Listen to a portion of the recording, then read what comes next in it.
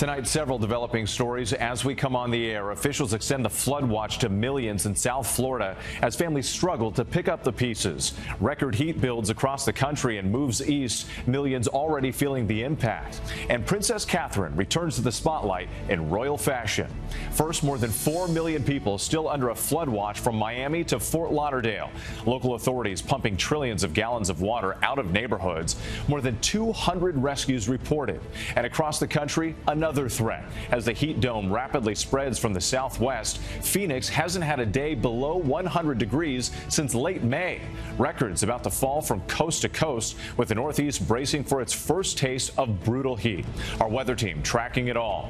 Princess Catherine returns to the world stage, her first public appearance since revealing her cancer diagnosis, joining King Charles and other senior members of the royal family for the king's official birthday parade as he resumes some public duties amid his own cancer battle.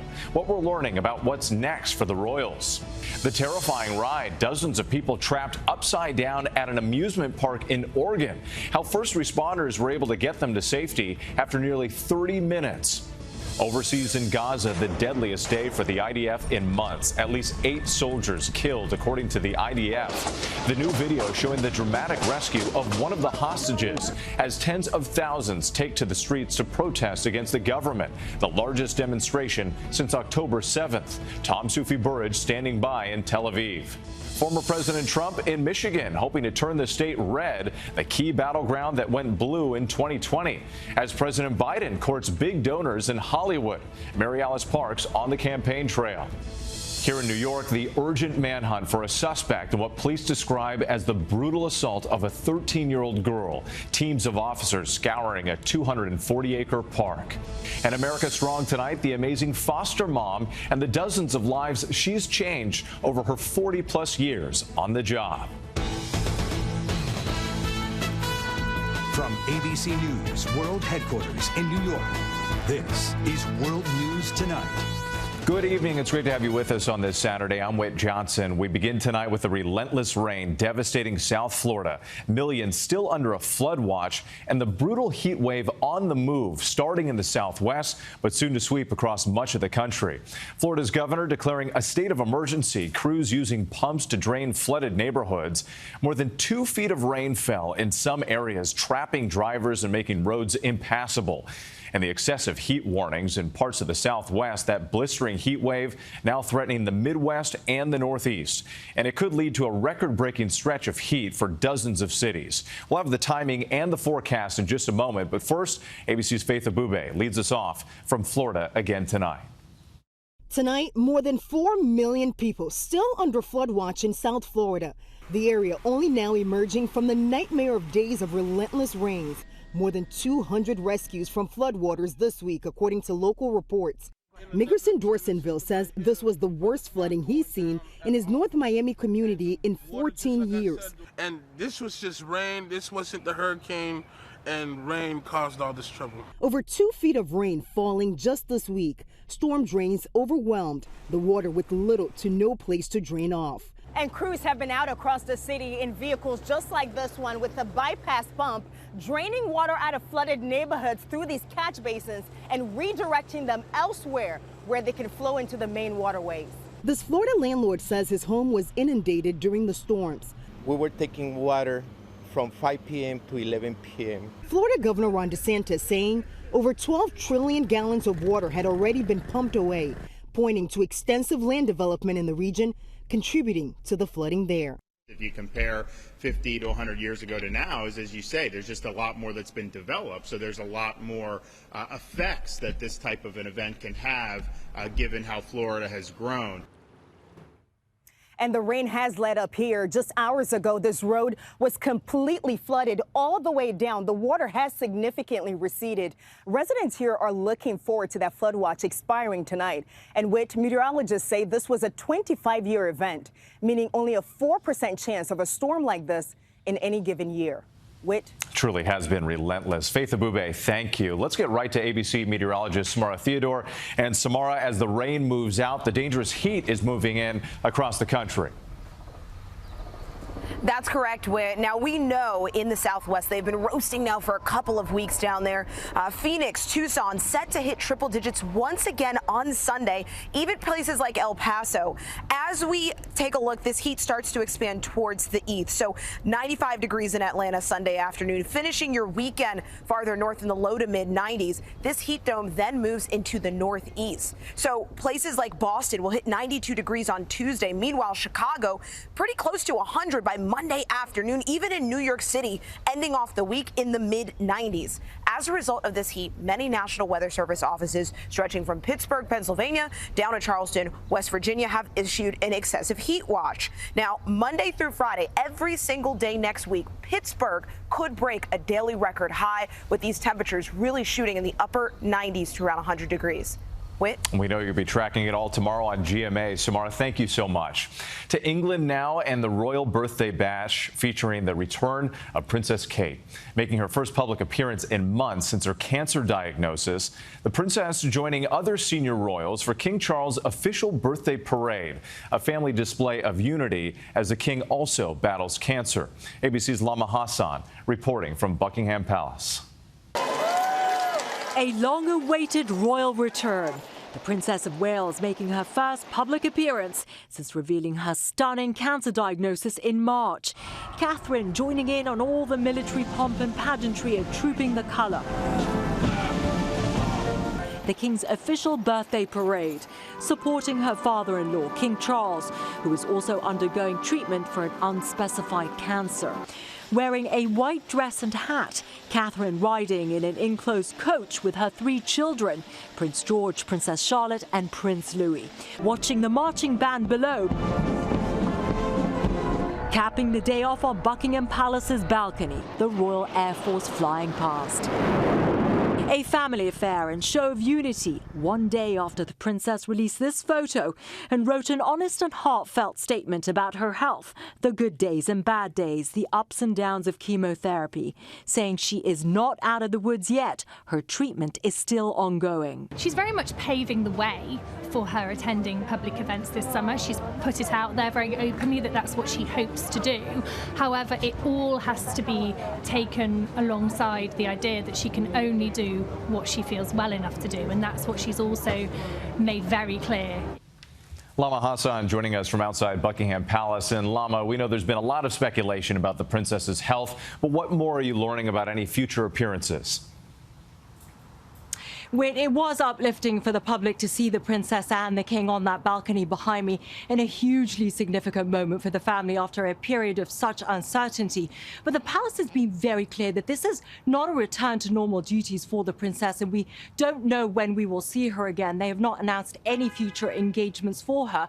And as Princess Catherine said herself, she is not out of the woods yet. Still some encouraging signs today. Lama, thank you. Now to that terrifying scene at an amusement park in Portland, Oregon. Nearly 30 people trapped, suspended upside down in the air for nearly 30 minutes after a ride malfunctioned. How rescuers got them down and what the riders are saying tonight. Here's ABC's Zohreen Shah.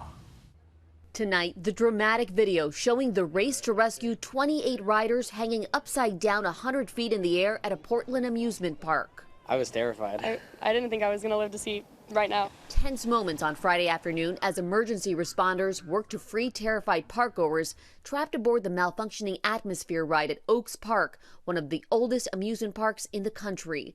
Riders stuck for nearly 30 minutes before firefighters and park staff were able to manually override the system and safely return them to the ground. I was just so overwhelmed and everything. I gave her the biggest hug. Authorities said one person with a pre-existing medical condition was taken to the hospital as a precaution, but otherwise reported no injuries. Just last year, our crews were down here with our high angle group and trained and drilled specifically on this ride. So they were very well versed with a pre-plan of what actions to take. The ride has been in operation since 2021, and park inspection records show no previous safety problems. The most recent inspection just 3 months ago. Tonight, relief for those who fear the outcome might be much different. It's a really heartfelt moment, in a weird way. It's really pure almost, because everyone's confessing what they want to say for their last words. Just so terrifying. And the park says that ride has been shut down until further notice, and they are working with the manufacturers and state inspectors to try to figure out what happened that caused that ride to stop. All right, frightening experience for sure. Zohreen, thank you.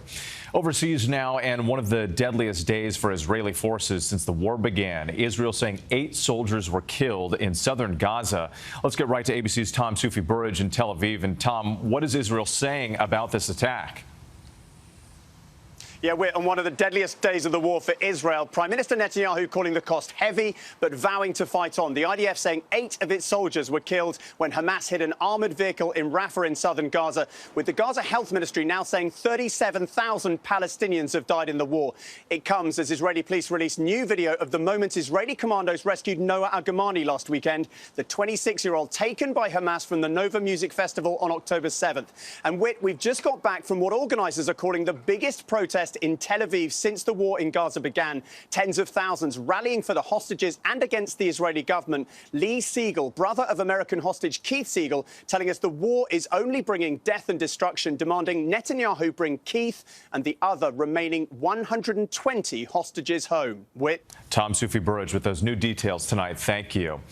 Now to the Peace Summit for Ukraine in Switzerland. Vice President Kamala Harris among the dozens of world leaders attending the conference, meeting one-on-one with Ukrainian President Zelensky and announcing another $1.5 billion in funding to Ukraine. Ukraine looking to shore up international support before presenting a proposal to Russia. Next tonight, the urgent manhunt for an alleged suspect in New York City after police say a 13-year-old girl was sexually assaulted at a park. The chilling details coming in tonight. Here's ABC's Ike Ajachi. Tonight, the NYPD scouring the city for the man suspected of sexually assaulting a 13-year-old girl in what police call a parent's worst nightmare. We will leave no stone unturned until we bring this monster into justice. Investigators say the girl and her 13-year-old classmate were playing soccer in Queens' Casino Park shortly after school let out, when a man approached the pair demanding they follow him into the woods. Detectives say the suspect pulled out a large machete-style knife when they refused. He tied the boy and girl's wrists together with a shoelace.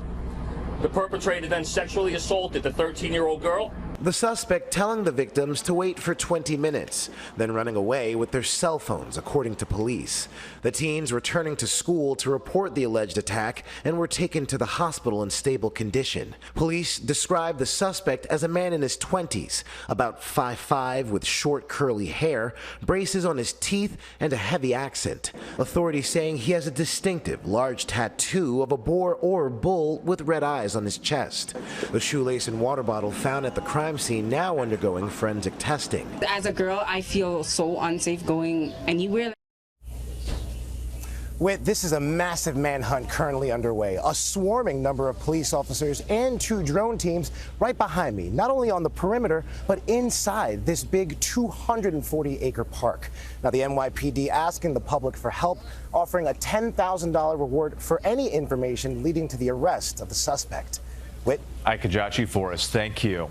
Now to the race for the White House tonight. Former President Donald Trump courting voters in the critical battleground state of Michigan.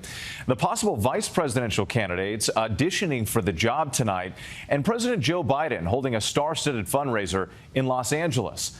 More now from ABC's Mary Alice Parks on the campaign trail. Tonight, former President Donald Trump campaigning in the crucial battleground state of Michigan with a direct appeal to black voters in the heart of Detroit, a Democratic stronghold. We've done more for, and I say this, I say it proudly, more for the black population than any president since Abraham Lincoln.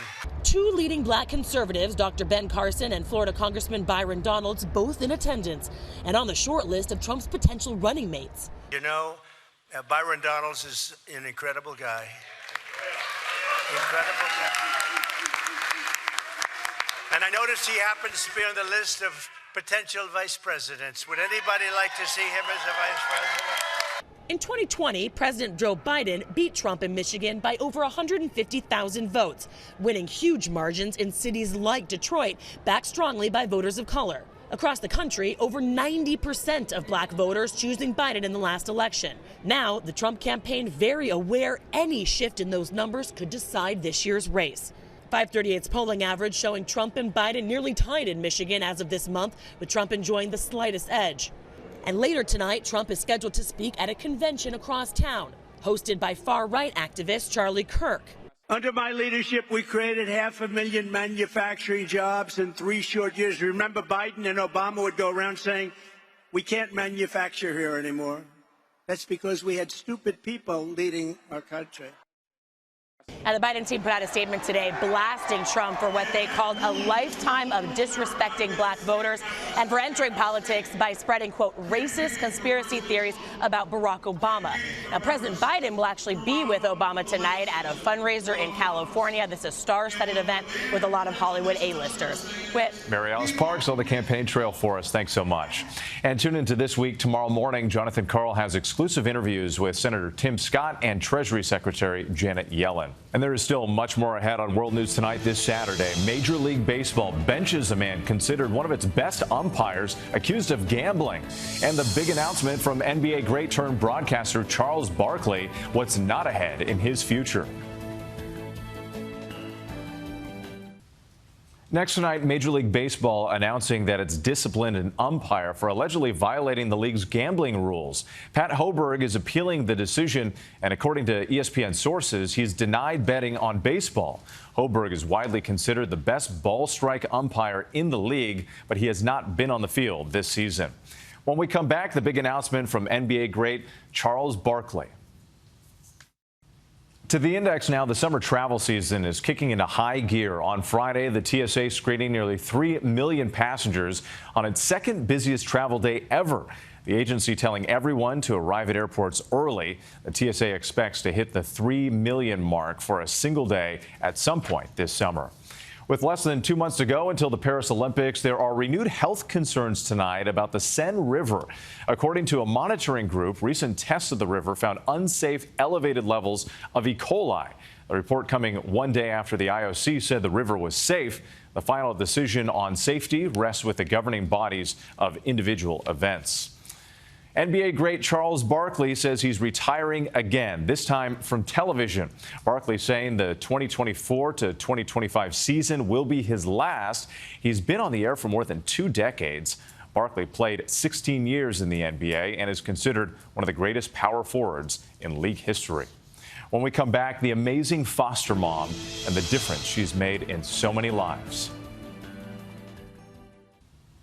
Finally tonight, America Strong, the amazing foster mom changing lives for decades. For 88-year-old Emma Patterson, putting family first is a lifestyle, raising 4 children and 10 grandchildren. But over the decades, she's also opened her heart and her home in Montgomery County, Maryland, to nearly 40 foster children. My birth children started bringing children home that the parents had more or less discarded. Some of the kids maybe didn't have coats or needed shoes. Some were just hungry. And my children would bring them home, and I would do the best I could. Fostering as many as 9 kids at a time, some starting at birth. They were born drug-addicted babies, and that they couldn't let them go home with their parents. They stayed with me all their lives. And doing all of this as a single mom. The majority of the children were able to stay with me until they became adults and were able to go out in the world and start their own businesses and go to college and just have a good life, just be a good, decent human being that somebody wants them in our society. Her generous spirit heavily influenced by her own grandmothers. I saw both of my grandmothers always being generous, always helping somebody. That's what you're supposed to do. After celebrating her last foster child's high school graduation, Emma is now retiring, recently honored by Montgomery County for her years of service to the children, offering support and love where it was needed most. I cannot say that I have any regrets. This was something I just felt that I wanted to do, and I enjoyed doing every day. I felt good. It made me feel happy. What an impact. Thanks for watching. Good night. Thank you for making World News Tonight with David Muir, America's most watched newscast.